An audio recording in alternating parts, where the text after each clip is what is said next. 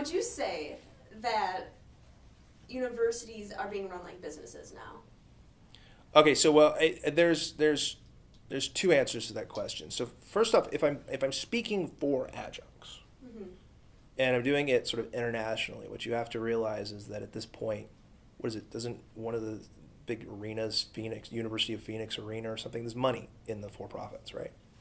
So yeah, I mean, we don't really kind of think about that at CSU, but you got to realize that for-profits are actually a huge, bustling business, and they are just horrible.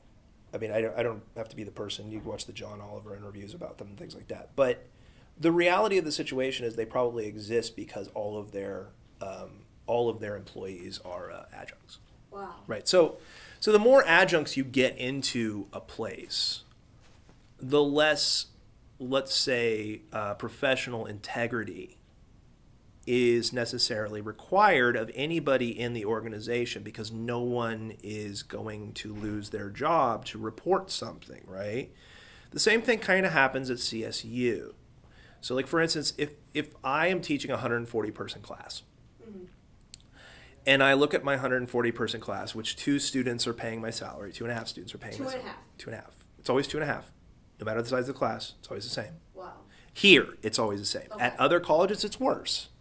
So if the tuition is $25,000 and you get paid $3,000, then 1 student is paying your salary out of all your students. Here, it's 2.5. If I say if I have a class of 140 people, right, and I go to my chair, my dean, whoever, and I say this educational model just doesn't work. It's totally pointless. It's not going to work at all. Might as well just you make YouTube videos, which, by the way, they've tried to do, and it doesn't work either. So if I say I have 140 students and I go with the educational model, that this isn't working, they just go, well, it's not working for you. We're going to replace you and get somebody else who will teach the 140 class, right? So no one's overseeing this structure. No, why would they? And if somebody says, okay, well, finally you get somebody in there who with 140 doing a 140 class, Mm-hmm. and they go, I don't know why the other person couldn't teach a class with 140 people in it. I can, right? It doesn't necessarily mean they can. Right. It just means that they can without making any waves.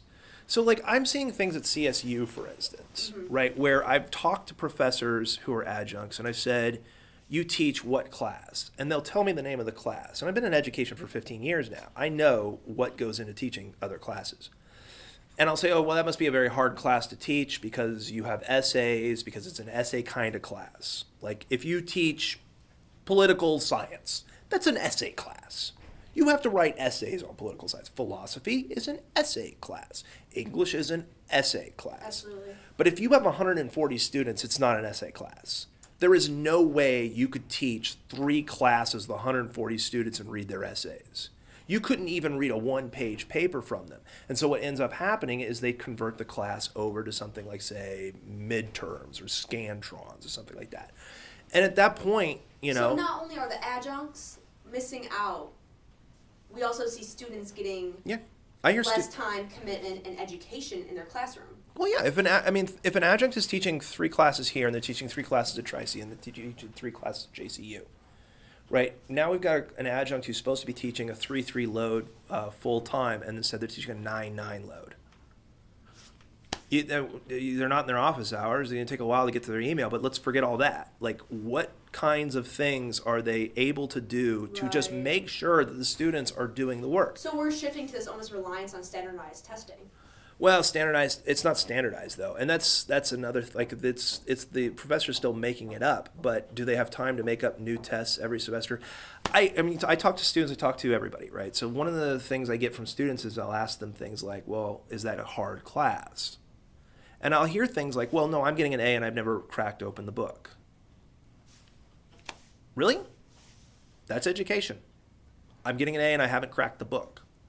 And when that happens, you say, well, whose fault is that? Right. Well, is it the adjunct who's got, Their hands tied. well, I mean, the adjunct really should do the job. Like, the job still needs to be done. But if they got 225 students every semester, how do you make sure each of those students is actually doing the work, right? Mm-hmm. It becomes a problem.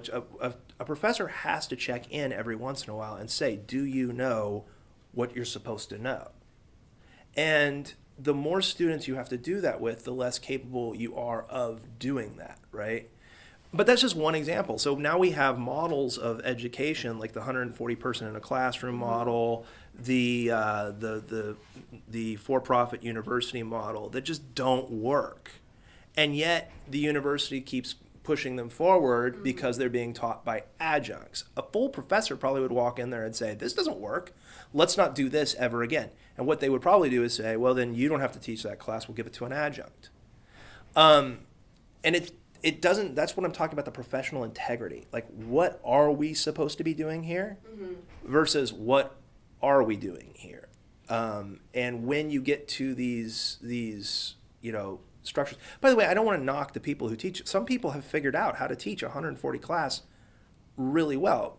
But even if you ask them and you say, how many people should be in your class? They would say 20.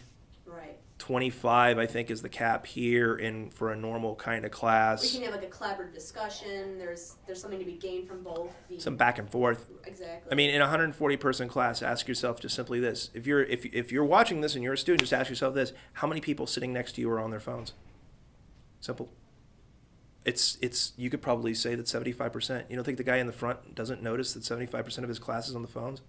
What's he supposed to do? Stop them all? Right? I mean, this is with 20 people, you can. With 140 people, you just hope the people on the phones will sit in the back and not bother anybody. So do you think there was a particular catalyst that really pushed this transition of universities becoming a business? Oh, yeah. Well, it's been going on for a long time. Really? So let's not do this moment changed everything. Gradually, more administrators had to be put in place into universities because they're trying to attract students. We see this big influx of people gaining the bachelor degree or seeking their Sure. degree. But the main thing is making your university attractive means that you have to have other programs come into the university and be part of it. So like this building right now, if I look at this building, right, we're here on the 4th floor, we've got a chalkboard, we have a chalkboard, right? Where's our smartboard? Right, the 1st floor of this building is a 4-star hotel. Right, it's nice down there. I mean, it's got places to sit, and you could probably go to sleep down there if you tried. And there's some restaurants. We have a full bank. We have all kinds of, and this isn't even the main building for all that stuff. There's also a student center that has all that kind of stuff, and we have all of this stuff. We need Wi-Fi, and we need it fast, and then we need all of this. We need this program and this program, and this makes this school more attractive than, say, another school. Well, as soon as you start putting in all those things, you need people to administrate over them. And so the administration field grows larger and larger. And where do you cut? Well, you cut where you can. The adjunct position is just the path of least resistance. Is your job at risk because you're talking to me right now? My job's at risk always. Let's put it this way, I'm contract work. So given that an adjunct is a contract for 1 semester, by the way, I start every semester without a contract. You should know that. Wow. They don't give me my contract like I'm teaching for a week. You're not insured for your I'm job. not insured anyway, so it doesn't really matter. But I've always wondered what would happen. No, I'm not going to say that. But I've not really got my contract. They seem to be very slow at the other office, but that's okay. It's a contract. So they're never technically firing me anyway. Right.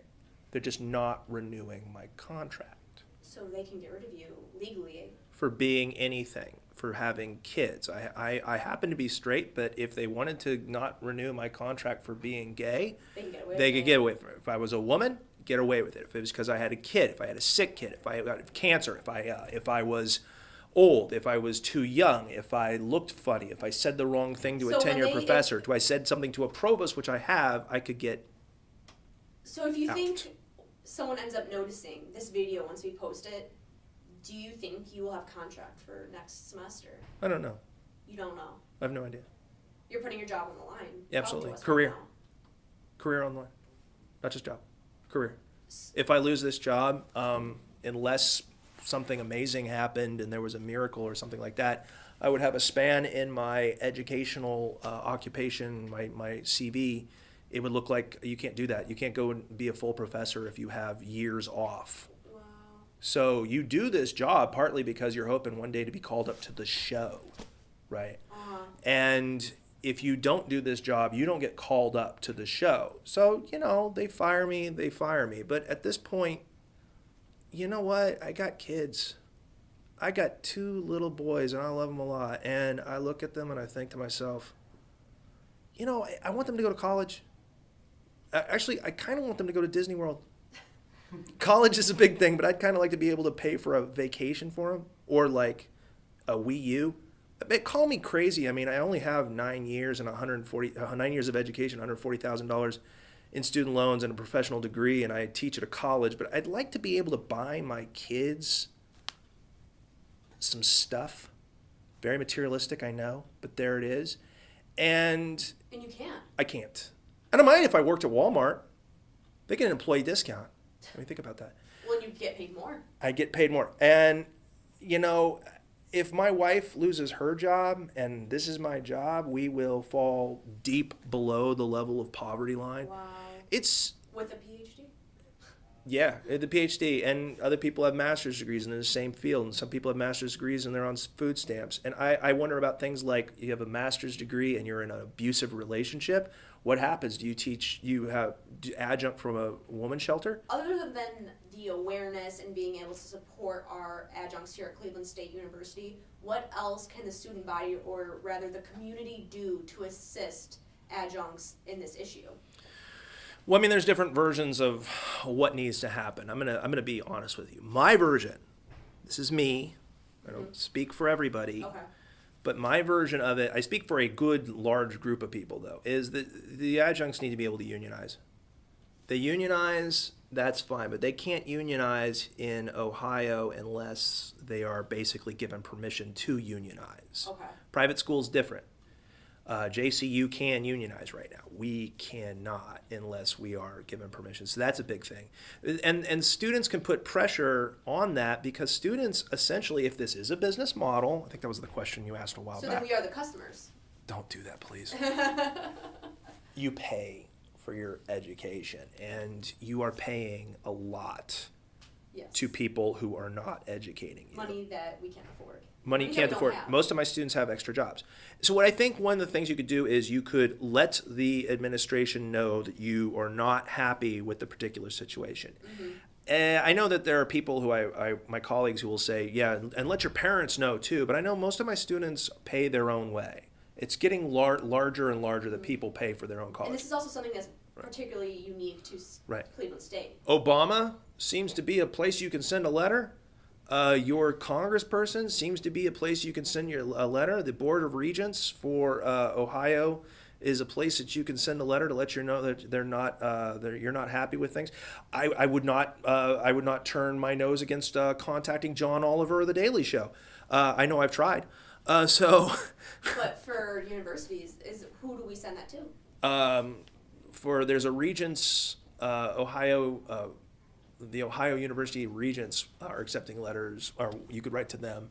You just send to your congressperson. These are the people, the lawmakers. They're the people who are making the laws regarding whether an adjunct can or cannot unionize. Right. We unionize. We'll do the rest of it. And just be in general. Somebody asked this question at a meeting, the Justice League, and I said the same thing. They asked me, "What should we do?" I said, "You be angrier."